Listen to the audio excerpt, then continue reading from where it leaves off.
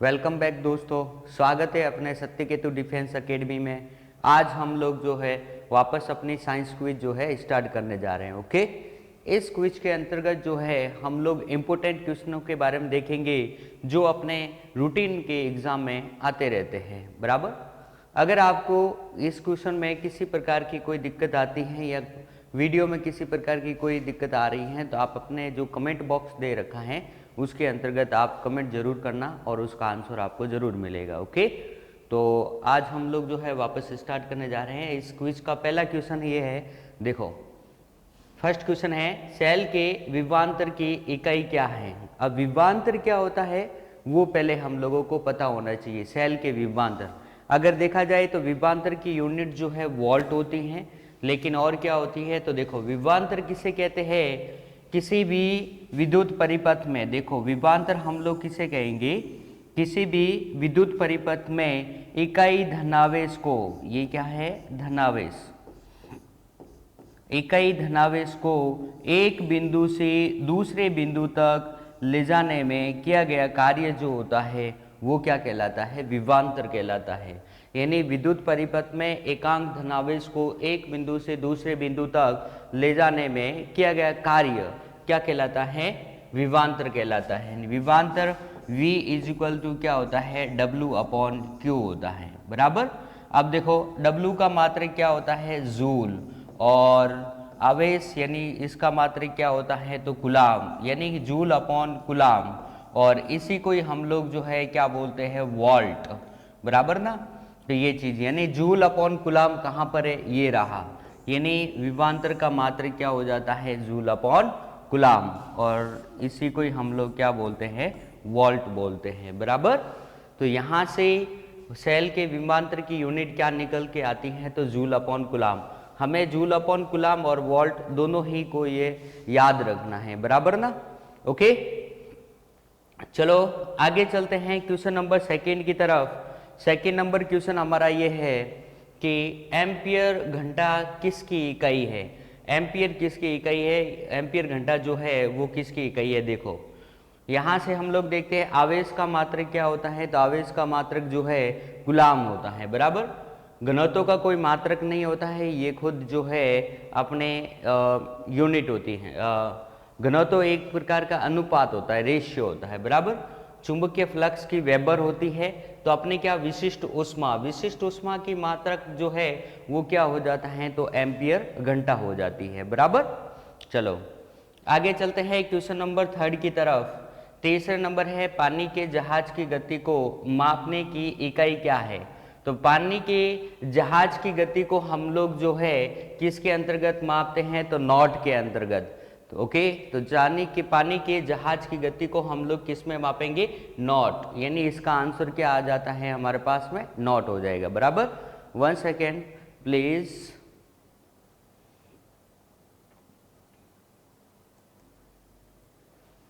ठीक है, यानी पानी के जहाज की गति को मापने की इकाई क्या आ जाती है हमारे पास में, नॉट हो जाती है। बराबर, आगे चलते हैं क्वेश्चन नंबर 4 की तरफ। 4 नंबर है शक्ति का मापक या फिर मात्रक क्या है। शक्ति का मात्रक, तो देखो शक्ति के मात्रक जो होता है वो वॉट होता है। वॉट सबसे छोटा मात्रक होता है, इससे बड़ा मात्रक क्या हो जाता है, किलोवाट, मेगावाट, ये इससे बड़े मात्रक है। ठीक है, यहाँ से हम लोग देखते हैं जूल। जूल किसका मात्रक होता है तो कार्य और ऊर्जा का मात्रक क्या होता है, जूल होता है। जूल प्रति सेकेंड, ये भी जो है अपने कार्य का ही कहेंगे।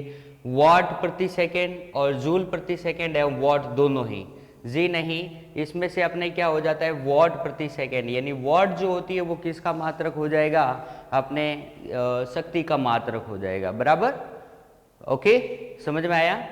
नेक्स्ट हम लोग लेके चलते हैं क्वेश्चन नंबर 5 की तरफ। 5 नंबर है इलेक्ट्रॉन वोल्ट मात्रक है। इलेक्ट्रॉन वोल्ट किसका मात्रक है, तो वोल्ट किसका मात्रक होता है, आपको पता है विभवांतर का मात्रक होता है। इलेक्ट्रॉन वोल्ट किसका मात्रक हो जाता है, तो इलेक्ट्रॉन वोल्ट जो है वो ऊर्जा का मात्रक है। तो ऊर्जा के मात्रक को हम लोग जो है क्या बोलेंगे, इलेक्ट्रॉन वोल्ट कहेंगे। ओके, चलो नेक्स्ट हम लोग लेके चलते हैं क्वेश्चन नंबर 6 की तरफ। 6 नंबर क्वेश्चन है कैलोरी निम्न में से किसकी मात्रक है, इकाई है।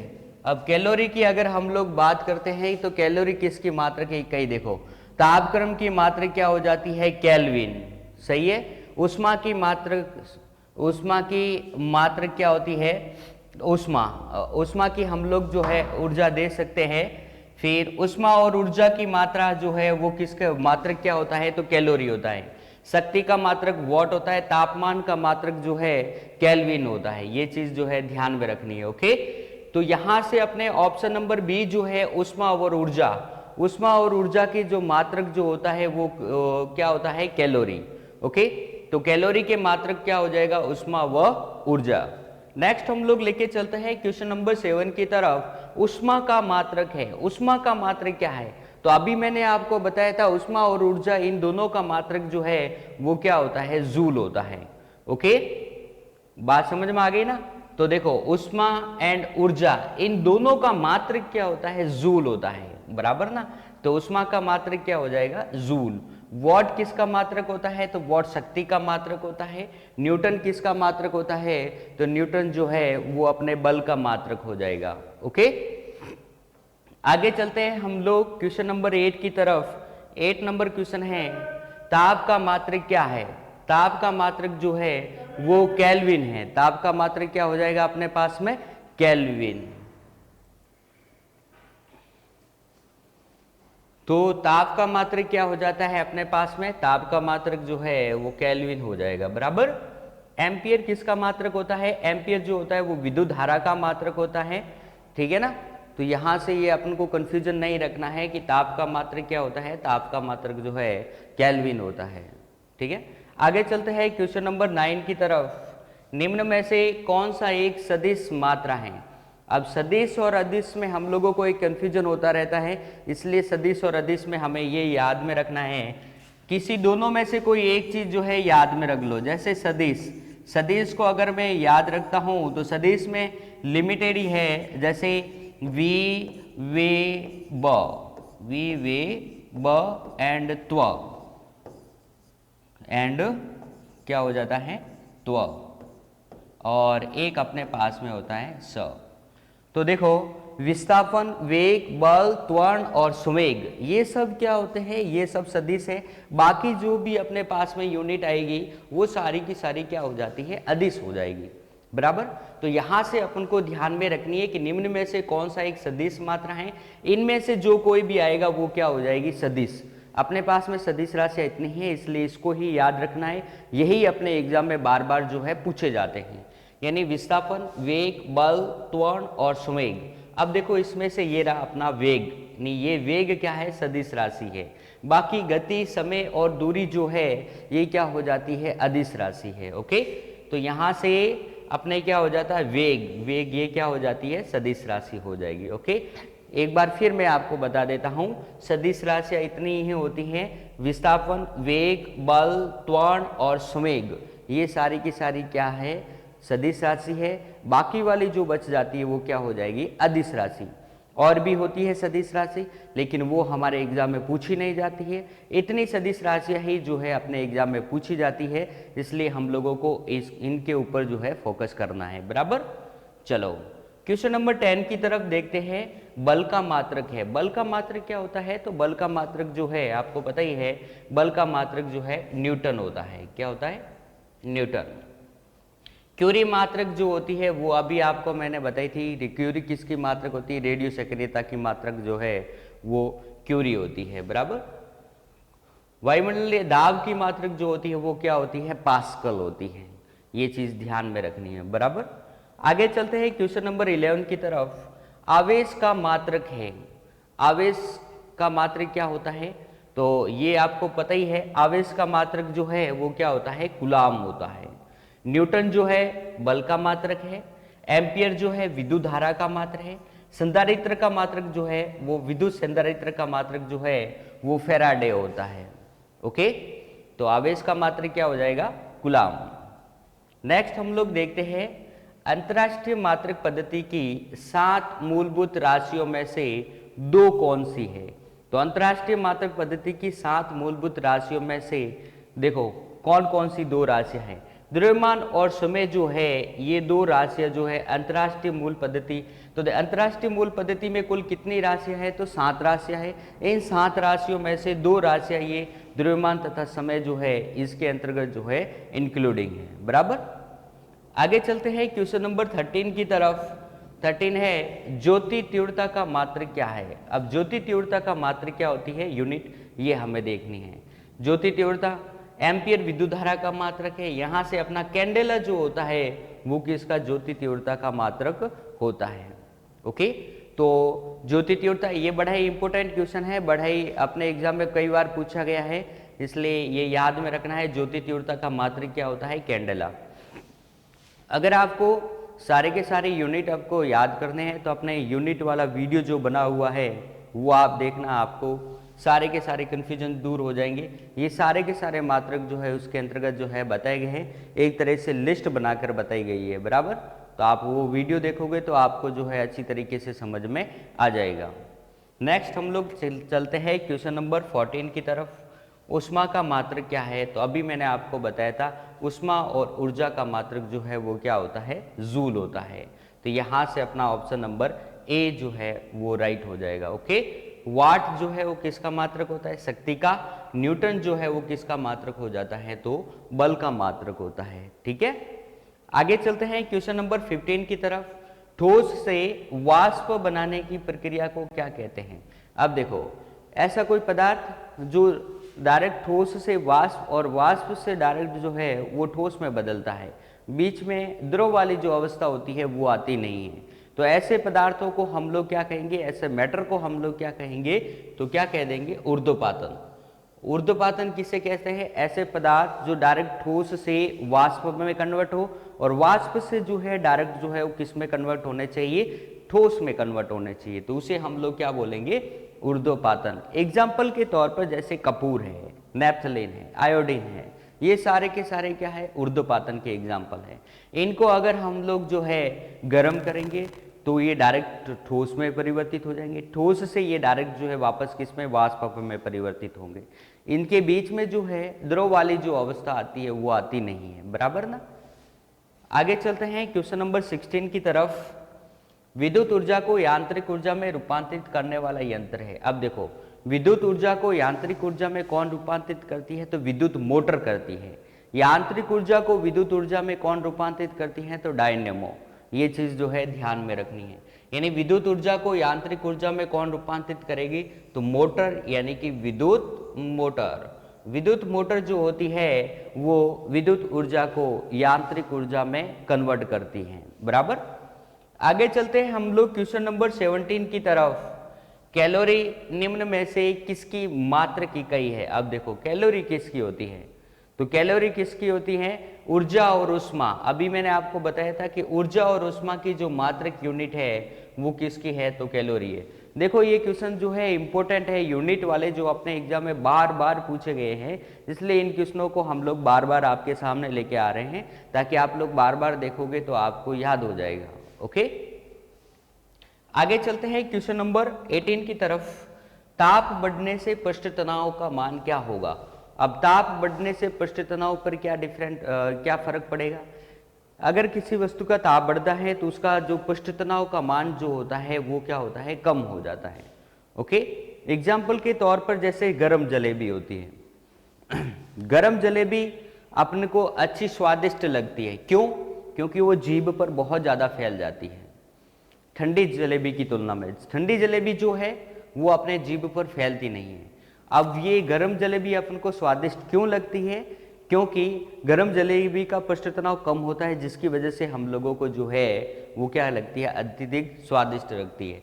यानी ताप बढ़ने से पृष्ठ तनाव जो है वो क्या हो जाता है, कम हो जाता है, बराबर। आगे चलते हैं हम लोग क्वेश्चन नंबर 19 की तरफ। वायुमंडल गर्म होता है। देखो, वायुमंडल जो होता है, एनवायरमेंट वाला जो वायुमंडल गर्म होता है वो विकिरण विधि के द्वारा होता है, और पृथ्वी का जो वायुमंडल जो होता है वो संवहन क्रिया के द्वारा होता है। तो वायुमंडल गर्म होता है वो किसके द्वारा होता है, तो विकिरण विधि के द्वारा जो है वायुमंडल क्या होता है, गर्म होता है। आगे चलते हैं क्वेश्चन नंबर 20 की तरफ। पृथ्वी का वायुमंडल गर्म होता है। अब देखो, पृथ्वी का वायुमंडल किस विधि के द्वारा गर्म होता है? तो वो संवहन विधि के द्वारा जो है गर्म होता है। आपको देखो ऊर्जा उष्मा के स्थानांतरण की 3 विधियां होती है। एक हमारे पास में होती है विकिरण विधि, एक होती है संवहन विधि और एक होती है चालन विधि। ये तो आपको इन तीनों विधियों के बारे में जानना है तो अपने उष्मा वाला जो चैप्टर का जो वीडियो बना है वो वीडियो देखो, आपको पूरा का पूरा जो है समझ में आ जाएगा। बराबर, चलो तो पृथ्वी का वायुमंडल तो जो है वो संवहन विधि के द्वारा गर्म होता है, और जो अपने इन्वायरमेंट वाला जो वायुमंडल जो होता है जो पृथ्वी के अलावा, वो जो है किसके द्वारा गर्म होता है? तो विकिरण विधि के द्वारा गर्म होता है। आगे चलते हैं क्वेश्चन नंबर 21 की तरफ। क्वथनांक बिंदु है, क्वथनांक बिंदु पर क्या होता है? तो क्वथनांक आपको पता है, क्वथनांक बिंदु वो होता है वह बिंदु जिस बिंदु पर द्रव जो होता है वो गैस में जो है कन्वर्ट हो जाता है। जिस बिंदु पर द्रव जो है गैस में बदलता है उसे हम लोग क्या बोलते हैं? क्वथनांक बिंदु। जिस बिंदु पर द्रव जो है वो बर्फ में कन्वर्ट हो जाता है उसे हम लोग बोलते हैं हिमांक बिंदु, और जिस बिंदु पर बर्फ जो है वो पानी में बदलती है उसे बोलते हैं गलनांक बिंदु। आई बात समझ में? ये चीज ध्यान में रखनी है। पानी का हिमांक और गलनांक जो होता है वो 0 डिग्री सेल्सियस होता है, बराबर, और क्वथनांक बिंदु जो होता है वो 100 डिग्री सेल्सियस होता है। ये चीज ध्यान में रखनी है, बराबर। तो यहां से क्वेश्चन नंबर अपने 21 का क्या आ जाती है? द्रव से गैस में बदलता है वो उसका क्या हो जाता है? क्वथनांक बिंदु। आगे चलते हैं क्वेश्चन नंबर 22। न्यूटन के पहले नियम को भी कहते हैं। अब न्यूटन के पहले नियम को हम लोग किस नाम से जानते हैं? तो न्यूटन के पहले नियम को हम लोग जो है एक तो गैलीलियो का नियम और एक हम लोग जो है जड़त्व के नियम से हम लोग जानते हैं। न्यूटन का पहला नियम क्या है? तो न्यूटन का पहले नियम के अनुसार यदि कोई वस्तु स्थिर है तो वह स्थिर ही रहेगी, और यदि कोई वस्तु गतिशील है तो वह गतिशील ही रहेगी जब तक कि उसके ऊपर कोई बाह्य बल न लगे। न्यूटन के पहले नियम को हम लोग जड़त्व का नियम या फिर गैलीलियो का नियम कहते हैं, और न्यूटन के पहले नियम से जो है वो बल की परिभाषा प्राप्त होती है, बराबर, और न्यूटन के द्वितीय नियम से जो है वो बल का सूत्र प्राप्त होता है, व्यंजक प्राप्त होता है। तो इस चीज पे हम लोगों को गौर करना है।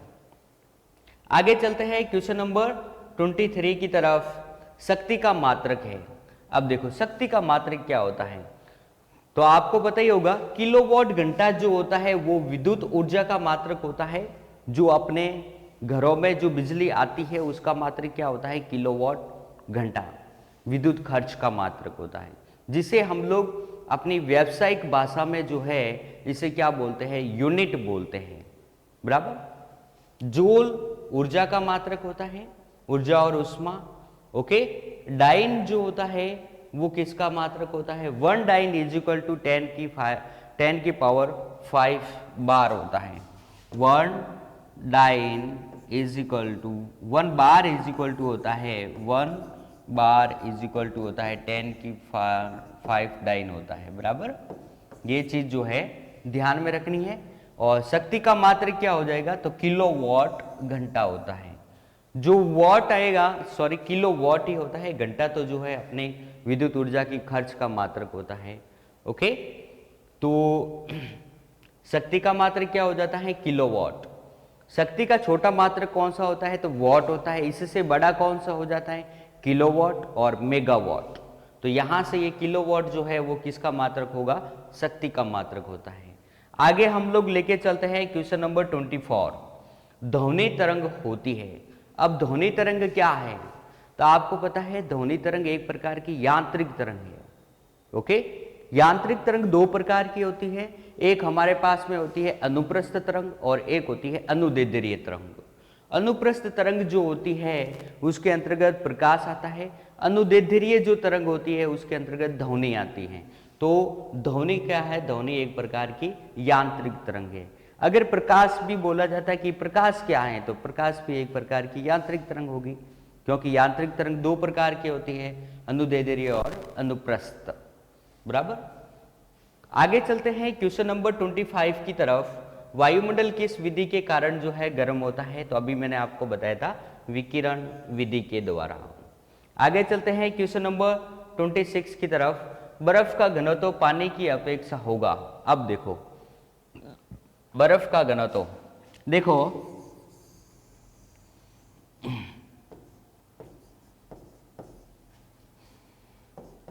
देखो 4 डिग्री सेल्सियस पर जो है वो पानी का घनत्व जो होता है वो अधिकतम होता है। क्या होता है? डेंसिटी। 4 डिग्री सेल्सियस पर पानी का जो घनत्व जो होता है वो अधिकतम होता है, और वॉल्यूम यानी आयतन जो होता है वो मिनिमम होता है, और घनत्व क्या होता है? मैक्सिमम होता है। अब हम लोग इस d की विपरीत दिशा में जाएंगे तो d के मान में कमी होगी, d की तरफ आएंगे तो हम मतलब क्या, 4 डिग्री की तरफ आएंगे तो घनत्व के मान में वृद्धि होगी, 4 डिग्री के विपरीत जाएंगे तो घनत्व के मान में क्या आएगी? कमी आएगी। देखो 4 डिग्री से अगर मैं 0 डिग्री की तरफ जाऊंगा तो क्या होगा? डेंसिटी यहाँ पर मिनिमम हो जाएगी, और वॉल्यूम यहाँ पर क्या हो जाएगा? मैक्सिमम। यानी वॉल्यूम का मान तो बढ़ता है लेकिन इसमें घनत्व का मान क्या होगा? कम होगा। अब 4 डिग्री से 10 डिग्री की तरफ जाऊंगा तो भी यही स्थिति आएगी, यहाँ पर डेंसिटी का मान मिनिमम हो जाएगा और वॉल्यूम का मान जो है वो क्या हो जाता है? मैक्सिमम हो जाता है। अब 10 डिग्री से अगर मैं 4 डिग्री की तरफ जाता हूं तो डेंसिटी के मान में क्या होती है? वृद्धि, और वॉल्यूम के मान में क्या होती है? कमी। 0 डिग्री से 4 डिग्री की तरफ आता हूं तो भी डेंसिटी के मान में वृद्धि होती है और वॉल्यूम के मान में क्या होती है? कमी। कहने की बात है अगर 4 डिग्री की तरफ आऊंगा तब क्या होगा? डेंसिटी के मान में वृद्धि होगी और वॉल्यूम के मान में क्या होगी? कमी। अब क्वेश्चन क्या कहता है? बर्फ का घनत्व पानी की अपेक्षा। अब देखो बर्फ तो जो है वो 0 डिग्री पर होती है, पानी जो है आपको पता है 4 डिग्री पे हम लोग मान के चलते हैं, तो सीधी सी बात है बर्फ का घनत्व पानी की अपेक्षा क्या होता है? कम होता है। ओके, तो यहां से अपना आंसर क्या हो जाता है? आंसर नंबर ए, यानी कम होगा। बर्फ का घनत्व जो है वो पानी की अपेक्षा क्या होता है? कम होता है। आगे चलते हैं क्वेश्चन नंबर 27। विभवांतर को नापने वाले यंत्र को हम लोग क्या कहते हैं? तो विभवांतर को मापने वाले यंत्र को हम लोग क्या बोलते हैं? तो वोल्टमीटर। सीधी सी बात है, विभवांतर का मापक यंत्र कौन सा होता है? तो वोल्टमीटर। तो यहां से अपना आंसर क्या आ जाता है? Option number A. ओके, ठीक है। आगे चलते हैं क्वेश्चन नंबर 28 की तरफ। पेनिसिलिन प्राप्त की जाती है। अब पेनिसिलियम किस से प्राप्त की जाती है? शैवालों से, जीवाणु से, नीलहरित कवक से या विषाणुओं से? तो पेनिसिलियम आपको पता है किससे प्राप्त की जाती है? तो शैवालों से प्राप्त की जाती है। एल्गी से जो है वो पेनिसिलियम प्राप्त की जाती है, बराबर ना। इसका उपयोग हम लोग जो है कुने नामक एक छाल होती है उससे हम लोग जो है पेनिसिलियम प्राप्त करते हैं। उसमें क्या होते हैं? तो अपने कवक होते हैं, फंजाई। ओके, और इसका प्रयोग जो है हम लोग मलेरिया के इलाज में करते हैं। कहाँ पर करते हैं? तो मलेरिया के इलाज में। नेक्स्ट हम लोग लेके चलते हैं क्वेश्चन नंबर 29। प्लायन वेग होता है। अब देखो प्लायन वेग क्या होता है? वह वेग जिस वेग से पृथ्वी से किसी वस्तु को फेंकने पर वह वस्तु वापस पृथ्वी पर लौट कर न आए तो उसे हम लोग क्या बोलते हैं? प्लायन वेग। एक बार वापस बताता हूं, वह न्यूनतम वेग जिस वेग से किसी वस्तु को पृथ्वी से फेंकने पर वह वस्तु पृथ्वी पर पुनः वापस लौट कर न आए तो उस वेग को हम लोग क्या बोलते हैं? प्लायन वेग कहते हैं। ओके, और पृथ्वी का प्लायन वेग जो है वो कितना होता है? 11.2 किलोमीटर पर सेकेंड। अगर मैं किसी भी वस्तु को 11.2 किलोमीटर पर सेकेंड की दर से फेंकूंगा तो वो वस्तु जो है ऊपर की ओर फेंकूंगा तो वह वस्तु जो है वापस पृथ्वी पर लौटकर नहीं आएगी। ओके, तो इसे हम लोग क्या बोलते हैं? प्लायन वेग। तो अपने एग्जाम में क्वेश्चन ये भी आता है पृथ्वी का प्लायन वेग का मान कितना होता है? 11.2 किलोमीटर पर सेकेंड। ओके, आगे चलते हैं क्वेश्चन नंबर 13 की तरफ। तालाब के पेंदे का पानी गर्मियों में ठंडा रहता है, क्यों? अब क्यों रहता है? तो देखो वाष्पीकरण प्रक्रिया से, विकिरण प्रक्रिया से, तो चालन प्रक्रिया से या फिर संवहन प्रक्रिया से। तो आपको पता होगा ये संवहन लिखा हुआ है, संवहन प्रक्रिया से। तो पानी का गर्म होना जो होता है वो या ठंडा होना वो संवहन प्रक्रिया पे क्या होता है? डिपेंड होता है। अब कैसे, जैसे आपने देखा होगा ये एक अपना क्या होता है, हमने एक ये बर्तन लिया, इसके अंतर्गत ये पानी डाला हुआ है। अब हम लोग इसको जो है गर्म करना चाहते हैं, क्या करना चाहते हैं, गर्म, और इसके नीचे हमने बर्नर लगवा दिया। अब देखो जैसे जैसे हम लोग इसको गर्म करेंगे ना, तो यहाँ से ये जो गर्म हुआ है, ऊपर क्या है ठंडा, नीचे क्या है, अब धीरे धीरे गर्म होगा, तो ये गर्म वाला ऊपर जाएगा, सही है, और ये ठंडा जो है नीचे आएगा। वापस यहाँ से ये गर्म ऊपर जाएगा, वापस आपने देखा होगा ये ठंडा नीचे आएगा। इस प्रकार से ऊपर नीचे आपने अगर देखा नहीं है तो आज जाके देख लेना। अगर हम लोग बर्तन में गर्म करते हैं तो पहले बुलबुले ऊपर आते हैं, फिर नीचे जाते हैं, ऊपर आते हैं, मतलब क्या, गर्म बुलबुले जो होते हैं ठंडे बुलबुलों का स्थान लेते हैं, ठंडे बुलबुले जो होते हैं गर्म बुलबुलों का स्थान लेते हैं। इस प्रकार से पानी ऊपर नीचे गर्म हो जाता है पूरा। तो पानी का इस तरीके से गर्म होना, ये क्या कहलाती है क्रिया, संवहन प्रक्रिया। ओके तो तालाब के पेंदे का पानी गर्मियों में ठंडा रहता है क्योंकि संवहन प्रक्रिया के कारण। बराबर, आगे संवहन प्रक्रिया में फिर तालाब के पेंदे में क्या होता है, जैसे देखो ऊपर वाला वो धीरे धीरे विकिरण आती है इसके ऊपर, तो ऊपर वाला पानी क्या रहता है, गर्म रहता है, लेकिन वही गर्म अणु वापस नीचे नहीं जा पाते, क्योंकि गर्म अणु ऊपर आ जाते हैं लेकिन नीचे जा नहीं पाते। बराबर ना, इस वजह से जो है नीचे का पेंदा जो है वो क्या रहता है, ठंडा रहता है। आगे चलते हैं क्वेश्चन नंबर 31 की तरफ। भूकंप के समय कौन सी तरंगे उत्पन्न होती हैं, अपसर्गीय तरंगे, परासर्गीय, दोनों, या इनमें से कोई नहीं। तो भूकंप के समय जो है वो कौन सी तरंगे उत्पन्न होती हैं, तो अपसर्गीय तरंगे। अपसर्गीय तरंगों की परास क्या होती है, 20 हर्ट्ज से भी कम। ऐसी तरंगे जिनकी आवृत्ति 20 हर्ट्ज से भी कम होती है, उन तरंगों को हम लोग क्या बोलते हैं, तो अपसर्गीय तरंगे कहते हैं। तो इसका आंसर क्या हो जाता है, ऑप्शन नंबर ए। अपसर्गीय तरंगों को हम लोग जो है भूकंप के समय जो है तरंगे उत्पन्न होती हैं, भूकंप के समय अपसर्गीय तरंगे जो है उत्पन्न होती है। बराबर ना, आगे चलते हैं क्वेश्चन नंबर 32 की तरफ। गामा किरणें होती है। अब गामा किरणें क्या होती हैं, उच्च ऊर्जा वाली विद्युत चुंबकीय किरणें, निम्न ऊर्जा वाले इलेक्ट्रॉन, निम्न ऊर्जा वाले विद्युत चुंबकीय किरणें, या फिर उच्च ऊर्जा वाले पॉजिट्रॉन। तो सॉरी तो गामा किरणें क्या होती हैं, तो गामा किरणें जो है एक प्रकार की उच्च ऊर्जा विद्युत चुंबकीय किरणें होती हैं, जिसके अंतर्गत एनर्जी जो है बहुत अधिक होती है। तो इसका अपने ऑप्शन क्या हो जाता है, ऑप्शन नंबर ए, उच्च ऊर्जा वाली विद्युत चुंबकीय किरणें। ठीक है, आगे चलते हैं क्वेश्चन नंबर 33 की तरफ।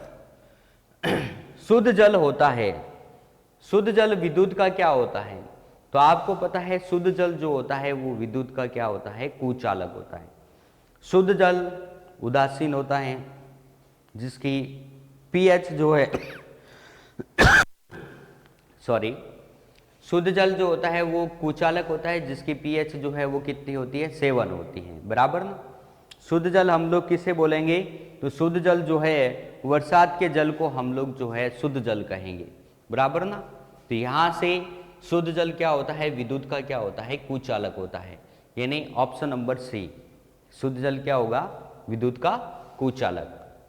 आगे चलते हैं क्वेश्चन नंबर 34 की तरफ। अर्ध सुचालक पदार्थों में ताप बढ़ाने पर विद्युत की क्या होती है, अर्ध सुचालक। देखो ऐसे पदार्थ, ऐसे मटर जो कम तापमान तो कुचालक की भांति व्यवहार करती है, लेकिन जैसे ही उसका तापमान बढ़ा दिया जाए तो वो धीरे धीरे क्या होती है, एक अतिचालक की भांति व्यवहार करती हैं। ऐसे पदार्थों को हम लोग क्या बोलते हैं, अर्ध सुचालक पदार्थ कहते हैं। यानी ये निम्न तापमान पर तो क्या करती है, कुचालक की भांति, जैसे ही हम लोग तापमान बढ़ा देंगे तो ये अतिचालक की भांति जो है व्यवहार करेंगे। तो इससे क्या होती है, अर्ध सुचालक पदार्थों में ताप बढ़ा देने पर चालकता बढ़ती है, चालकता घटती है, कोई प्रभाव नहीं पड़ता है या विद्युत रोधी बन जाती है, जी नहीं, चालकता क्या हो जाती है, बढ़ जाती है। एग्जाम्पल के तौर पर जैसे जर्मेनियम व सिलिकॉन, आपने देखा होगा कि ये ऐसी धातुएं होती है जो कम तापमान पर तो कुचालक की भांति जो है व्यवहार करती है। अब जैसे ही इनका तापमान हम लोग बढ़ा देंगे तो वह एक अतिचालक की भांति व्यवहार करेगी, इसलिए हम लोग इनको क्या बोलते हैं, अर्ध सुचालक धातुएं भी बोलते हैं, बराबर। तो इसमें क्या हो जाएगी, चालकता बढ़ेगी। क्वेश्चन नंबर 35, निम्न में से कौन सी सदिश राशि है? तो अभी मैंने आपको बताया था, देखो वापस बता देता हूं सदिश कौन कौन सी है ताकि आपको याद रह जाएगा। वी, वे, ब, त्व और संवेग, ये यानी विस्थापन, वेग, बल, त्वरण और संवेग। अब सदिश है, इनमें से ये रहा संवेग। ओके, ये रहा अपना संवेग। तो 1 2 3 4 5, ये 5 राशियां हम लोगों को याद में रखनी है, बराबर ना। ये क्या होती है, सदिश। बाकी वाली जो बच जाएगी वो क्या हो जाएगी, अदिश। ठीक है, तो यहां से ऑप्शन नंबर बी जो है हमारा राइट हो जाएगा। आगे चलते हैं क्वेश्चन नंबर 36, निम्न में से कौन सी अदिश राशि है? अब देखो, अभी मैंने बताया था विस्थापन सदिश राशि है, बल क्या है, सदिश राशि है, वी, वे, ब, त्व और संवेग। अब वी, ये देखो वी यानी विद्युत, वी यानी विस्थापन, आई बात समझ में ना। और क्या है, चुंबकीय तीव्रता। तो अदिश राशि कौन सी हो जाएगी, तो चुंबकीय तीव्रता। आई बात समझ में ना। तो ये चीज ध्यान रखना है। देखो ये सदिश राशियां हैं, विस्थापन, वेग, बल, त्वरण और संवेग। अब उनमें से ये देखो अपने पास में ये रहा विस्थापन, ये रहा बल, ये रहा विद्युत विभव। विभव भी क्या होता है, एक प्रकार की अदिश राशि है। और चुंबकीय तीव्रता जो है वो क्या हो जाएगी, ये अदिश राशि हो जाएगी। ये सब क्या है, सदिश राशि, बराबर। क्वेश्चन नंबर 37, वायुमंडलीय दाब को मापने का यंत्र कौन सा है? वायुमंडलीय दाब के मापक का यंत्र कौन सा होता है? तो वायुमंडलीय दाब को हम लोग जो है बैरोमीटर के द्वारा मापते हैं। अब देखो बैरोमीटर में हम लोग जो है किसका प्रयोग करते हैं, तो पारे का प्रयोग करते हैं। किसका प्रयोग करते हैं, पारे का। पारा जब अचानक क्या होता है, पारा जब धीरे धीरे नीचे आता है, और पारे का जब धीरे धीरे नीचे आना, पारे का फास्टली नीचे आना, पारे का धीरे धीरे ऊपर चढ़ना, ये सब जो है मौसम को इंडिकेट करता है, बराबर ना। तो ये चीज हमें ध्यान में रखना है कि वायुमंडलीय दाब को मापने का यंत्र कौन सा होता है, तो बैरोमीटर होता है। ये चीज ध्यान में रखना है। और इसके अंतर्गत जो है किसका प्रयोग किया जाता है, तो इसके अंतर्गत पारे का प्रयोग किया जाता है, बराबर। चलो आगे चलते हैं क्वेश्चन नंबर 38 की तरफ। चंद्रमा पर अंतरिक्ष यात्री अपने साथी की आवाज नहीं सुन सकता है, क्योंकि? अब चंद्रमा पर अंतरिक्ष यात्री अपने साथी की आवाज क्यों नहीं सुन सकता? तो देखो ध्वनि को गमन करने के लिए सीधी सी बात है, ध्वनि एक स्थान से दूसरे स्थान पर कंपन के माध्यम से जाती है। अगर मैं बोल रहा हूं तो मेरे पास वाले कुछ कण जो है कंपन कर रहे हैं, जिसकी वजह से मेरी ध्वनि एक दूसरे मतलब एक स्थान से दूसरे स्थान पर जा रही है। अगर इसके बीच में ये कुछ कण नहीं होते जो कंपन नहीं करते, तो वो ध्वनि जो है एक स्थान से दूसरे स्थान पर नहीं जाती। कहने की बात है, ये जो बीच वाला कण है ये वायुमंडल है। अगर वायुमंडल उपस्थित है तो ध्वनि एक स्थान से दूसरे स्थान पर जाएगी। अगर वायुमंडल नहीं है तब ध्वनि जो है वो एक स्थान से दूसरे स्थान पर गमन नहीं कर सकती। ओके, तो इसका आंसर हम लोग देखते हैं। उत्पन्न आवृत्ति सौर्य आवृत्तियों से अधिक होती है? जी नहीं, ध्वनि संचरण के लिए कोई माध्यम उपलब्ध नहीं है। रात्रि तापमान अत्यंत कम एवं दिन में अति उच्च होती है। चंद्रमा की सतह पर बड़ी संख्या में ज्वालामुखी हैं। ये रहा क्वेश्चन ऑप्शन नंबर बी, ध्वनि संचरण के लिए कोई माध्यम उपलब्ध नहीं है। आपको पता है ध्वनि के संचरण के लिए माध्यम की आवश्यकता होती है, बराबर ना। यहाँ पर ऊपर अंतरिक्ष में जो है किसी प्रकार का कोई माध्यम नहीं है, निर्वात है, ठीक है ना। ठोस, द्रव और गैस, ध्वनि जो है ठोस, द्रव और गैस, इसमें से क्या कर सकती है, संचरण हो सकती है, लेकिन निर्वात में जो है चल नहीं सकती। लेकिन प्रकाश जो होता है, प्रकाश को किसी प्रकार के किसी माध्यम की आवश्यकता नहीं होती है। प्रकाश में भी जो है गमन कर सकता है, ऊपर अंतरिक्ष में भी जो है वो गमन कर सकती है, लेकिन ध्वनि जो होती है वो उसके लिए माध्यम की आवश्यकता होती है, ठोस, द्रव और गैस, तीनों में से कोई एक होना चाहिए। Okay, sorry. आगे चलते हैं क्वेश्चन नंबर 39 की तरफ। 39 हमारा है, भोपाल त्रासदी गैस में, भोपाल त्रासदी में निकलने वाली गैस थी। देखो, भोपाल त्रासदी में कौन सी गैस थी, आपको पता है एमपी भोपाल में 1984 में एक गैस का रिसाव हुआ था, जिसकी वजह से कई हजारों की संख्या में जो है लोगों की जो है मौत हो गई थी। वो गैस कौन सी है, उस गैस का नाम क्या है, MIC, मिथाइल आइसोसाइनाइड, बराबर ना।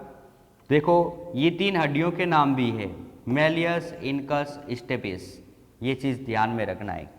तो मिथाइल आइसोसाइनाइड को हम जो है भोपाल त्रासदी वाली गैस कहेंगे। ठीक है, आगे चलते हैं क्वेश्चन नंबर 14 की तरफ।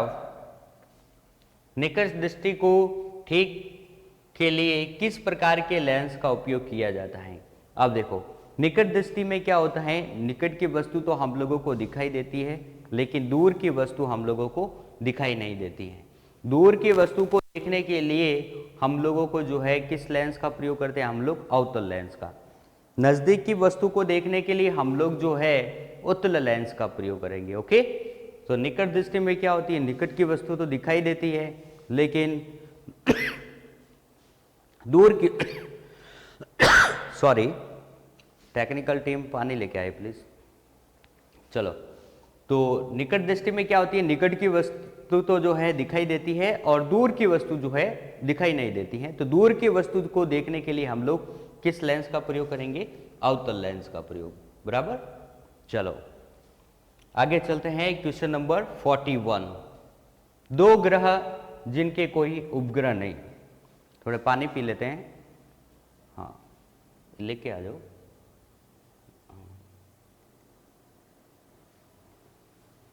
हाँ थैंक यू। दो ग्रह जिनके कोई उपग्रह नहीं है, तो कौन से वे दो ग्रह है, तो बुध और शुक्र। बुध और शुक्र के जो है वो कोई उपग्रह नहीं है, बराबर। Question number 42। वायुमंडल के किस क्षेत्र में हवा पाई जाती है। अब देखो, किस क्षेत्र में, समताप मंडल, माध्यमिक क्षेत्र या सौर मंडल।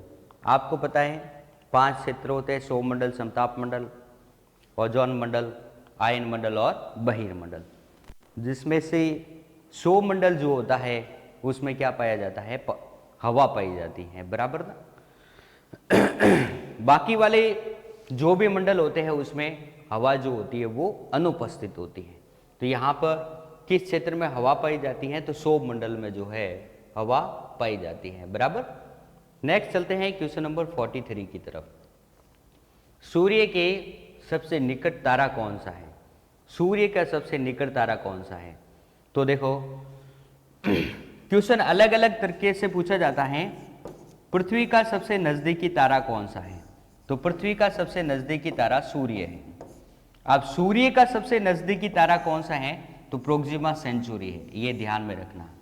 आई बात समझ में ना। क्वेश्चन अगर ये आए कि पृथ्वी का सबसे नजदीकी तारा कौन सा है, तो सूर्य।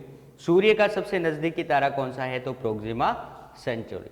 सूर्य के सबसे निकटतम तारा कौन सा है, तो सेंचुरी, प्रोक्सिमा सेंचुरी। ये चीज जो है ध्यान में रखना है, बराबर। सूर्य क्या है, एक प्रकार का तारा है, ठीक है। 44। सूर्य के निकटतम स्थित ग्रह है।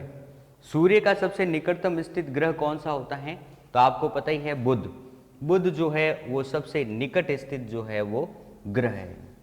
ओके, चलो क्वेश्चन नंबर 45। लाल ग्रह के नाम से जाना जाता है। अब लाल ग्रह जो है, हम लोग किस ग्रह को जो है लाल ग्रह कहेंगे। मंगल ग्रह को हम लोग जो है किस नाम से जानते हैं, तो मंगल ग्रह को हम लोग जो है लाल ग्रह के नाम से जानते हैं। आगे चलते हैं क्वेश्चन नंबर 46। अंतरिक्ष यात्री को आकाश का रंग दिखाई देता है। तो आपको पता है अंतरिक्ष यात्री को अंतरिक्ष से आकाश का रंग जो है काला दिखाई देगा। हम लोगों को पृथ्वी से आकाश का रंग कैसा दिखाई देता है? तो नीला। क्यों? प्रकीर्णन के कारण, प्रकाश के प्रकीर्णन घटना के कारण जो है हम लोगों को आकाश का रंग नीला दिखाई देता है यहां से, पृथ्वी से। लेकिन अंतरिक्ष से जो है आकाश का रंग कैसा दिखाई देगा? काला ही दिखाई देगा। क्यों? क्योंकि अंतरिक्ष में जो है प्रकीर्णन की घटना नहीं होती है। बराबर। तो यहां से अंतरिक्ष यात्री को आकाश का रंग कैसा दिखाई देगा? काला दिखाई देगा। बराबर। आगे चलते हैं 47। अंतरिक्ष यात्री को आकाश का रंग कैसा दिखाई देगा? काला। ये आगे 48। विद्युत चुंबक अस्थायी चुंबक बनाने के लिए सबसे उपयुक्त धातु कौन सी है? ठीक है ना। अब देखो, विद्युत चुंबक मतलब चुंबक बनाने के लिए सबसे उपयुक्त धातु कौन सी है, यानी चुंबक जो है वो किसके द्वारा बनाई जाती है? देखो